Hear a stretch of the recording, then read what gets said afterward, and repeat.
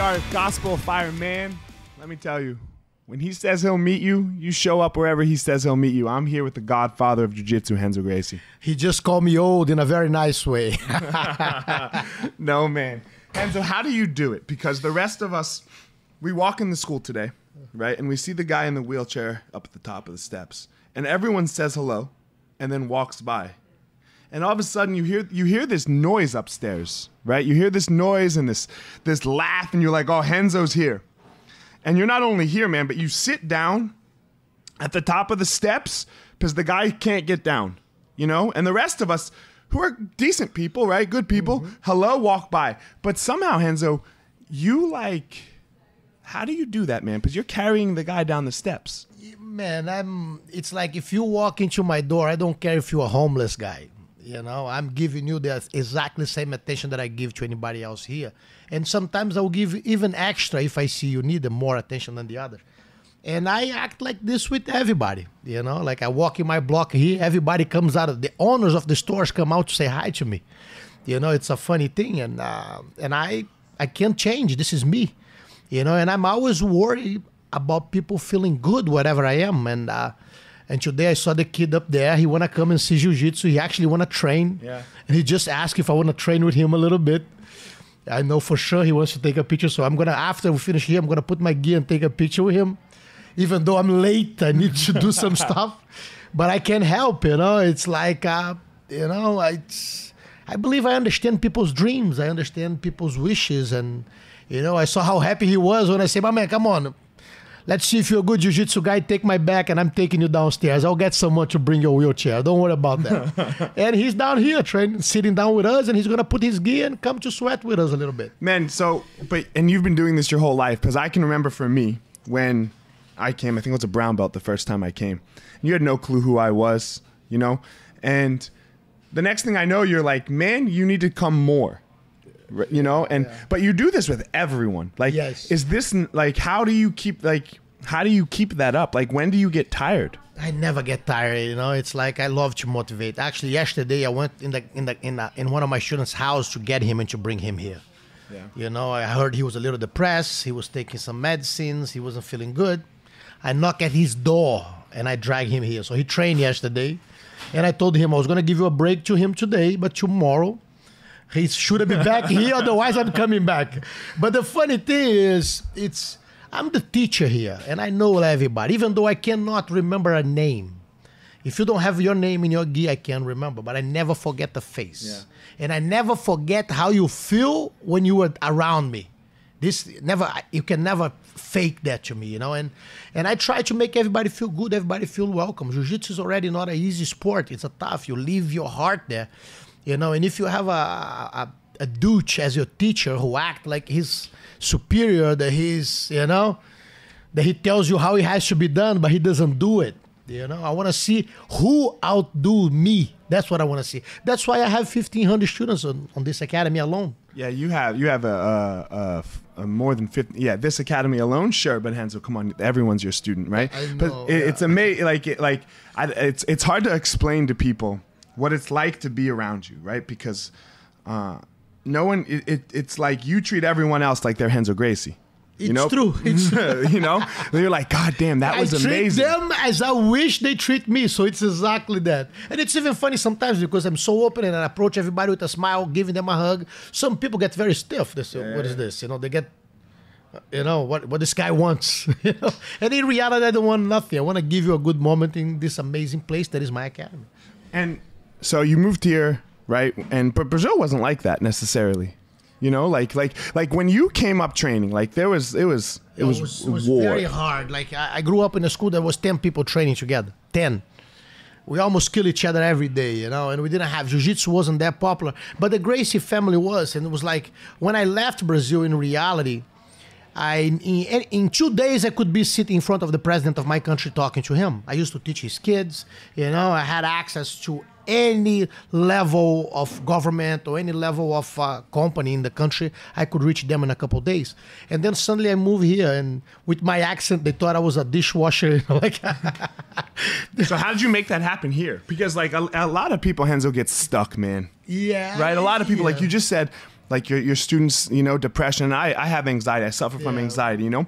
But I say there's two things I need in my life. I either need therapy or I need Renzo in the blue basement, you know? So I decided last year that I was like, you know what? Okay, I'm going to go to therapy while I'm in Colorado, but I'm going to make trips I'm making trips to New York because I need some Renzo in my life. But it's a funny thing. It's you know, it's the real jiu-jitsu. I remember when I begin driving to the city, I used to come 6 days a week to the city to teach, which is like a 45-mile drive.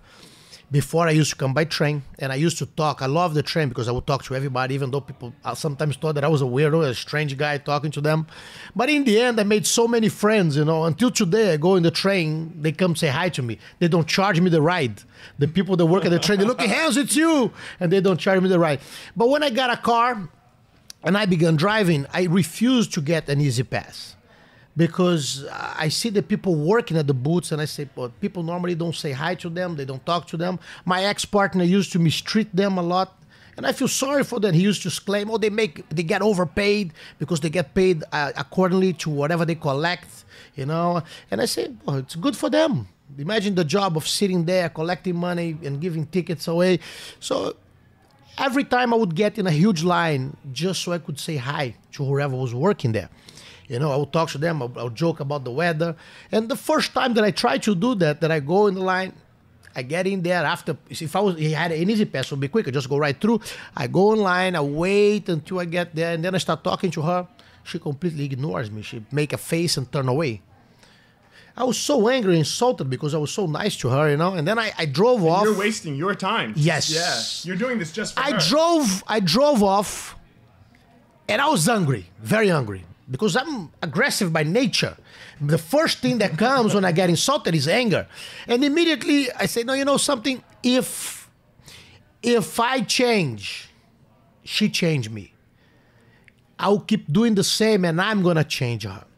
So every day, we on the same shift, she'll be working at that time, I was on her booth. Every time. You know? Every time I'll talk to her, she would completely ignore me, look the other way. As I was already driving in, she would see me coming, she would make a face already like, there comes that jerk, you know? He's gonna want to talk to me. After a while, one day she looked at me and goes, when are you gonna give up? I go, the day that I have a smile from you, then I will give up. And then she smiled, this beautiful black, fat, old lady gave me a smile, you know? And then we became friends. Every time I would go there and I would bring like a chocolate for her or I'll bring tapes. In the end, she was a fan of fighting. She watched all the UFCs because of me. She never watched a fight before, not even a boxing match. And after a while, and by the way, just to make things clear, it took me a year and a half of every day, speak 6 days a week, finding her booth and speaking to her. A year and a half. After almost 5 years driving with the Easy Pass, without the Easy Pass, I will go there, talk. One day I go there and I go say hi to her. She had a chocolate box for me and she looked at me and goes, Renzo, I retired. I was not supposed to be working here today, but I knew you were coming. I brought you this and I want to thank you for the great company you gave me all these years, you know, and gave me a chocolate. And that was the last time I saw her, that she retired. And then I grabbed a fucking Easy Pass because I couldn't put her, I couldn't work that hard again. It was too much. But one soul was saved, yeah. Man, you know, Renzo, that's what we need. Yeah. Like everyone complains about all the shit that happens, you know, and that's what my podcast is about, right? Like I don't, you know, jiu-jitsu, I always say jiu-jitsu saved my life. You know, the podcast is called The Gospel of Fire. Yeah. So we can preach some actual gospel, you know, of like how to go through our life, you know, and how to do it together. Yeah. Yes. You know, this last Bellator, the fight my nephew and my brother fought in Hawaii, I was there, you know. So I walk into this bar and I order some food and a beer and UFC was going on TV. So I asked them, I said, could you guys put the UFC on this TV here in front of me? UFC, yeah. So when I asked them, the guy goes, UFC, fighting? I said, yeah, no, we don't put fighting on this restaurant. I said, I just saw on the TV in the front. Just put it here. I just saw it when I walk in. The guy goes, oh, really? We're going to turn that one off. They went there and turned it off. They came back, said, I'm sorry, but we don't support fighting. We are a family-friendly restaurant. I said, my dear friend, what you don't know, there's nothing more family-friendly than fighting. So please, cancel my order. I'm leaving. So as I'm walking out of the restaurant, say, you don't support my sport, I don't need to support you. As I'm walking out of the restaurant, there's a doctor coming in. The guy stopped me and said, you Renzo Gracie? I say, yeah. He goes, man, I'm a doctor. I'm here in vacation with my family. I want to just thank you. I say, welcome. For what? And then he goes, for coming to my country and making man, and helping making man. And I remember I was shocked. So I look at the doctor and say, I was needing to hear that. I said to him, I say, you want an advice? Don't need to hear. Let's go to a different place. I drag him to a different restaurant, immediately. But we went to eat at a very famous restaurant on the strip of Waikiki. But, Yeah. Man, you when you did the Grappling Central podcast, it was a while ago. I don't know if you remember. And you're telling the story about your daughter got into a fight with her friend when they were kids. Yes. And they bring you into school and And there's a police officer mediator, and the police officer was my student, training with me. And so this is the problem. Yes. Just let them fight. Let them disagree. They are developing the personality, their understanding of life. Everything won't come easy. Sometimes for them, they're going to have to fight for it. They're going to have to understand each other. They're going to have to accept each other the way that they are. And next thing I see, they are forbidden to speak to each other. They can't come close to each other. I couldn't open my mouth during the meeting. The parents couldn't say nothing. And she was one of the best friends of my daughter. Today, they don't... I have friends from when I was 5 years old in school. They're still my friends. We fought. I remember tossing my friend. He hit his head on the power outlet and broke it. We laughed. And a few years back, I went to his parents' house. The outlet was still broken.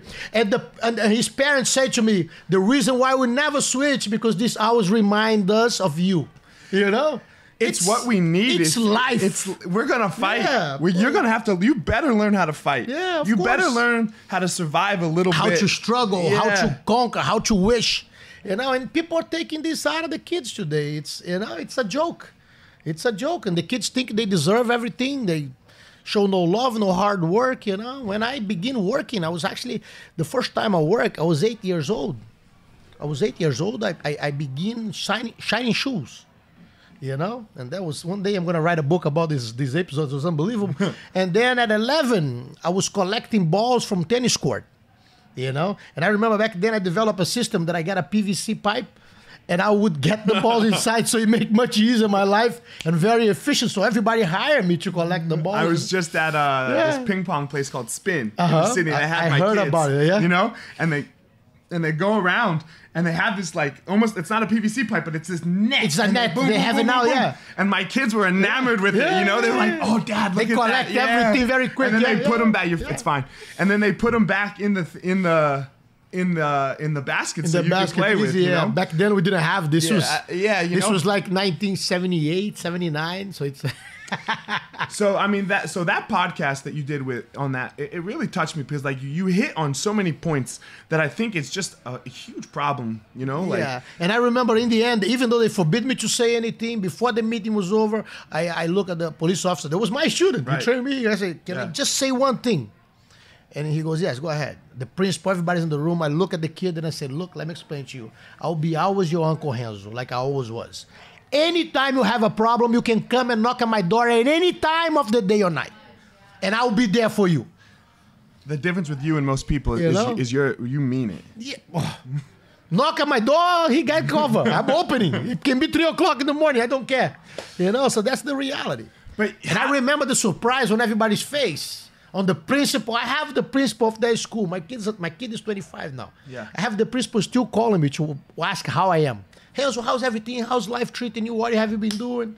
I was here with Pantene yesterday. We were Remember that kid? He had a beautiful hair. Beautiful hair. Now balls. Pantene killed him. Pantene. That was Pantene. Too much Pantene. I knew that crap wasn't good for him. And man, we were sitting there and we were just listening to all the stories that happen and go on here. Everything that happens here in this basement. You know, like you have champions, you have normal people. You just told a story about the guy who wrote a book, and you're like, man, why didn't you tell me? And he goes, because it would do me no good here. Yes, it would make no difference if I wrote a book. This guy actually is the guy who took the United States out of the crisis of 2008. And I said, and the only thing that I could think was like, that explains why he wasn't training during the week. He was training only Saturday. He would drive from Washington to New York, train, and then go back. So he couldn't do this during the week while he was helping the economics in United States, you know. So and he wrote a book. A whole chapter is about the influence that I had on him. You know, it's unbelievable. You've done that for so many people. And like, look, you don't even know it, right? I mean, maybe you do, but like I can't even explain like how you made me. Like I called my mom. And I was, you know, like back when I was a brown belt. Yeah. And I'm like, man, Mom, he doesn't even he barely knows who I am. You know, he barely knows who I am, but he treats me like family. And who knows if we agree on everything, right? Like, but it doesn't matter, right? How do you get by that, Renzo? Like, how do you let all that bullshit go? The reality, I respect who you are. So I try. What people don't understand, you always learning. I learned from people that was 20 years younger than me. And next thing I see, he has a point of view that I never saw. So every time I interact with someone, it's like I read a book. You know, it's the same experience of reading a book. You know, I learned through your experience. So I know that even the dumbest fella, he's going to sit next to me one day, he's going to give me a jewel that I'll be able to carry for the rest of my life. So I see everybody as a source of knowledge who I need to feed on it, you know, so I need to learn from it. I need to live your experience. I can't be everywhere all the time. By learning from you, it's like I've been where you've been. And when I have the chance to pass that knowledge to you, I feel the same. I think that I gave you the biggest gift I could give you, you know? What made you different than everybody else? Because for some reason, you've been producing champions, right? And you've had all of this knowledge and everything come through, you know? Where a lot of people get old and they get real stuck in their ways. You know, they get real stuck in their ways. But it seems like the evolution of jiu-jitsu was coming through Renzo Gracie Academy in 1990s, and it was coming in the early 2000s. And now here we are again in almost 2020, and it happened again. Like your student John, right? Like, you know what I mean? Yes. Like, in reality, how do you do that? Like, it's like I spoke in Harvard a little while back. They invited me to speak about business and martial art business, how to manage. I did in Columbia before, the Columbia University, even though I have only up to the 8th grade. I went to school up to the 8th grade. That's when I got shot in a street fight that broke my femur. When I came, I had a year to stay off. I said, I'm coming out. I don't want to study anymore. I want to be a jiu-jitsu guy. I'm going to just study jiu-jitsu, even though the whole year I read the whole library I had at home, you know. And when I went to speak at Harvard, even though I went there to speak and people think I'm concentrating on, I was actually looking what makes Harvard Harvard. And I visited the whole campus. I went everywhere. They took me everywhere. What I saw in Harvard is what I see here. It's like you tell me that the first time you came here, I love when you came. And I told you that you should have trained more, you should have come more here. Because I saw the beauty of your jiu-jitsu and the quality of your jiu-jitsu. And I knew immediately that you could teach a lot the people here from your size, from your way of moving, from your way of thinking, from your efficiency of your moves, from your athleticism. People could get better with you. So in reality, I want you near because I thought you were a very good influence to everybody. And I saw this in Harvard. Harvard is an open campus where people can stay there the whole day. I saw in certain clubs, they'll be studying and seeing ways of doing things better. Like if you go on the mat right now, there's no class, but you're going to see people studying right now. There's a bunch of people there sitting down, and those are the greatest minds of jiu-jitsu right now.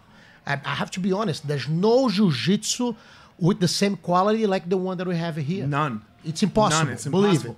But everyone thinks that they can do it. But only you have done it. No one else has done it, right? And you're not here every day, Renzo. Like you just said, you're going to. I'm going to Abu Dhabi tomorrow. Yes. You know, it's time to squeeze the neck of a sheik there. My beautiful brother Tarnoon, who created the Abu Dhabi. Yeah. One thing that people don't know yet is the Sheikh Tarnoon and Sheikh Mohammed. They implement the jiu-jitsu in schools there.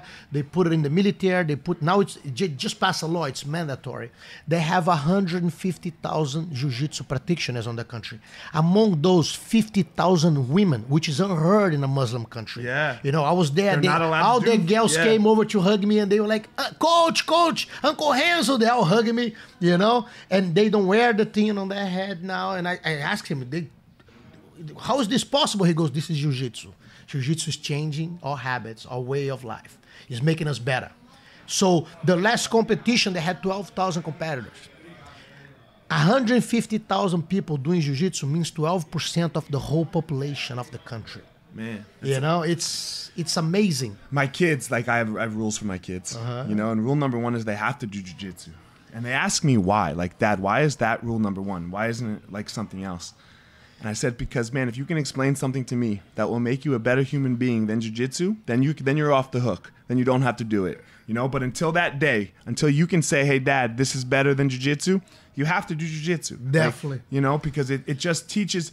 It doesn't teach you... Kelly Slater, the surfer, said if every parent knew, they would sign up their kid on jiu-jitsu before any other sports. Before any other thing. Because we'll prepare them for any situation in life, you know? Yeah. And one funny thing, when I was speaking in Harvard, after we finished, we had dinner with the professors, the oldest professor, the philosophy, the psychology, and we go to this place, but in reality, we have a bunch of guys following us from my lecture. And very nice guys who helped us to set up the lecture, to do the whole thing. When we get there, we were eight or 9 people, and they have reservation only for 4. The 2 professors, me and somebody else. So I said, no. I'm gonna get a table for us. The guy, the Harvard professor goes, impossible. This place here, if you didn't have a reservation, you can't sit down. I said, let me talk. I go talk to a girl. The girl, no, impossible. I said, can you add more chairs? The table can be the same. Just add 4 more chairs. No. Only 4 chairs per table. I look, I say, who's the manager? I saw it was a Hispanic guy. I go straight at him speaking Spanish. And I go, where are you from, my brother? And then he goes, I'm from Peru. And then I go off about Peru. I visit Peru. I was a guest on the house of the vice president there. Then I start telling about the whole thing that we set up with jiu-jitsu there, how amazing fighters were gonna come in the future from Peru. The guy went nuts. I said, man, I was gonna eat here, but I cannot eat and leave 4 guys out of the table. I'm gonna go find another place, but it's a pleasure to meet you. He goes, you guys are sitting down. Immediately he provided 2 more tables, enough chairs, and the first round of beer was all on him. I'm telling you, man, if Nancy Pelosi and Donald Trump would sit down right now with you, the shutdown would be done. The government would be open. Of course. The government would be open. We'd have a deal. He'll be having a hot dog on the corner with us without a problem. You know? The same way that the Brazilian president has been doing. Yeah. So, Renzo, you know, I know you have to go. You're busy. What do you tell people, man? What do you tell, like, if you had something to tell people, because I agree with you, we have a problem. We have a big problem, especially like with, I would say, with men. This is the Brazilian president. Bolsonaro. Yeah. Give me a hug. Great guy, great soul. What do you tell, Man, be yourself, be open. You see, like, in my whole life, I fought a lot. I fought in the streets. I fought opponents. I fought guys who looked sideways to me. But every time I approached them, I knew when I fought, I was right, because I approached them with my open arms, with a smile in my face. I didn't look for them with any thinking about harm them or be angry at them or try to put them down. So in reality, if the situation escalated and then happened some problem between us, it was their fault. So in reality, be you, be honest, receive everybody with a smile, always listen what people have to say to you, because a lot of times we don't realize we fall into the and to believe that the only knowledge we need is our own universe, which is the little skin that is around your belly button. So you can only dance to the music that you play. You can only read the words that you write. This is very common. So I try, even though I'm very out and I speak a lot and I talk and I push, I constantly listen to others. I see what they want and I try to help them with everything, even if it's not going to benefit me and sometimes it's going to set me slower a little bit, I still do it. You know, because I put effort to see someone smiling. And this is, I think, it's life, you know. And it's like a lot of times in New York, they see me as a weirdo because I talk to the kids in the street. The other day I was walking with Luca, and I pay attention to everything. I'm walking with Luca from Gala and Gracie Mag. I'm walking with him, and he's telling me a whole deal that we are doing. We open a new school at 72nd and Columbus. It's going to be open next month. Okay. It's a beautiful place. We finished the construction. So I'm walking with him, and he's explaining to me everything that is going on, and I'm answering him, you know, how we have to do it. We got to get the mats like this color. We have to put the things this way. And as I'm going, he's telling me the problems with the architect. I'm talking to him. I put my hand in my pocket. I pull my wallet. I get $10. I put the wallet back. I close the money in my hand. I turn. There's a little kid with his mother. I put my hand like this. I say, choose quick. He hits the wrong hand. I open the other one with $10. I look at him, just for candy. This one is just for candy. So the whole situation, look at me like, you crazy. The mother is going to be angry. And the mother look at me. I say, just for candy, this one. I gave to him. I turn and I walk. He goes, the mother could be angry at you for giving money and tell him it's for... I said, no, you didn't hear. He want to get a candy. As I'm talking to Luca, I could hear back there. They were like a few feet behind me, and I could hear, Mom, I wanted that candy. And she goes, I don't have money with me. I don't have a dime here. I cannot buy this candy. So I grabbed $10 and I turned. I solved the problem, and I keep walking. You know. So Luca, you heard that? How did you? I was talking to you. I was listening to you too. By the way, I was hearing both of you. It's amazing, you know? Man. Like you're saying. Like, look, we're sitting here half an hour doing this podcast, right? You don't have to do this. It's my man. Talking to you is always a pleasure. I understand, but it's a chance to tell Amal to get the Brazilian TV, because if I get back there and he doesn't speak Portuguese, I'm gonna choke him. I tell you right now. I couldn't believe when I got to Colorado, his Portuguese was rusty. I say, man, it took us so much work to teach you Portuguese while you're down in Brazil, and now you're speaking like a gringo. No way. So he can only talk to gringos like me.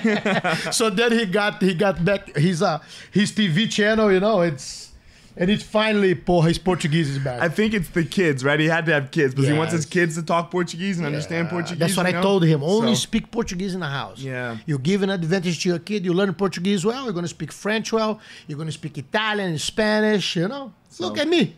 My school teacher used to say the fighting wouldn't take me nowhere. I keep wondering, where is the witch now? You know, is this the lady you gave the money to? Yes. I She doesn't know it though, right? No, she doesn't know. I actually I pay for a knee surgery for her. Knee surgery. But you have to understand one thing. You have two ways of seeing this.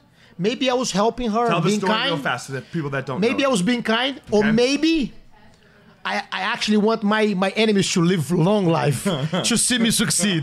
You never know which one. You never know. In reality, this school teacher used to say that I would end up in prison. I was very sarcastic, and I joke in classroom, and she always was very irritated. And she loved a friend of mine that was the son of a very famous soccer player, a black kid, who ended up being gay, and I didn't know. This is a very interesting story. And this kid is amazing. He does a lot of social work. He's an unbelievable soul. I finally found him again. And then he was working at the Brazilian consulate, helping people with AIDS in San Francisco. So my aunt was Caesar's mother, is actually a consular attaché there. Okay. She goes, Renzo, I've met your friend here. I say, finally. And he was a kid that my mother was going to adopt it. When he was 11, after his father was living outside the country, his mom died and his grandmother died. My mother tried to adopt him, which you see how life works. He had to be gay. Imagine him being gay next to me, Ralph and Haya. Would be hell. That sexual option would be a problem for him, you know, among us growing up. But then I I call him and I say, John, where are you, man? I'm sending you a ticket right now. You got to come meet your nephews. I have 3 beautiful kids. You come to meet them. So he came, he stayed a week in my house. He met the kids. I brought him to the academy. You know, and then after he told me that she had a problem on the knee, that she didn't have insurance, she wouldn't be able to, she was going to have to wait in line to have the surgery. I called a doctor friend of mine, I set up everything, I sent him, I paid for the surgery, and I told him, but there's one thing, never tell her that was me. Let her still think that I'm the jerk, you know? that will be okay. And she thinks, she thinks you are always a good kid, and you were the good kid that brought me the problem that she had. And you know, I was very happy. But every time I write a book, every time I have a book published in a different language, I make a copy and I sign and I send to her. And I always say in the end, please, when you have your book published, send me a copy. I can't wait to read it. Renzo, everyone needs to be a little more like Renzo. You know, everyone needs to be a little more like Renzo. And that's why people keep asking, why you don't have a gray hair? I say, how can I have a gray hair? I'm expecting stress and I don't have it. That's, you know, it's like I think life is tough. I don't expect nothing easy. I struggle for everything. I fought for everything. You saw in the beginning when I rent hours. I was talking today about a guy here. The guy want to start a big academy. I said, man, begin renting a place in a Kung Fu place. Hours. Make the lady, every time the clock needs 9 o'clock, the clock hits 9 o'clock, she turns the lights off to kick you out. Go in the shower, she comes in and charge you $1 to take a shower. So I went through all of this and I enjoy it. And you still have to have problems in life. You have kids, you have grandkids, you have a wife, you have everything. Life is a problem. But you don't expect problems, you're not living. But this is always you. Yeah, you're going to be sitting in the couch watching TV. That's not me, you know? So I wake up at 4:30, I'm reading, I'm watching documentaries. Now when I'm getting in shape, I go to run for an hour. You know, I try to push myself and this keeps me young. I still don't have, I'm going to be 52 now, I still don't have one gray hair. I'm sitting here with him. There's not one and it doesn't look colored. No. It's not colored. No. And you know the worst, my barber is a nut job. My barber is the guy who dyed Daniel Cormier's head in Newark. Remember this? Before the TV show, the guy paint. Daniel, DC doesn't have hair. The guy paint hair on him. So when he gets there to do the TV show for the UFC, they look you crazy. They have to scrub it off. I remember DC showed up on TV. His head was red from so much scrubbing to remove the ink. So that's the nut job that cuts my hair. So this week he called me. My cousin called me. I just found out your secret. I'm at your barber. He just told me he dyes your hair. And then I was quiet because I know him immediately. I go, now I'm going to dye mine too. When you get there, he tells everybody that he dyes my hair. And that he straights my hair. So everybody goes, oh, Renzo does, I do it. So, and then when I get there, I laughed for an hour. After I saw Daniel send me a message, oh, I'm going to remove this spot because you dye your hair here, now I can do it. He dyed Daniel's hair this week. I have the text here. Porra. I said, I can't believe. I said, you did that to him again, madam. I was there yesterday. He goes, Renzo, everybody laughing here after I dye his hair. You know?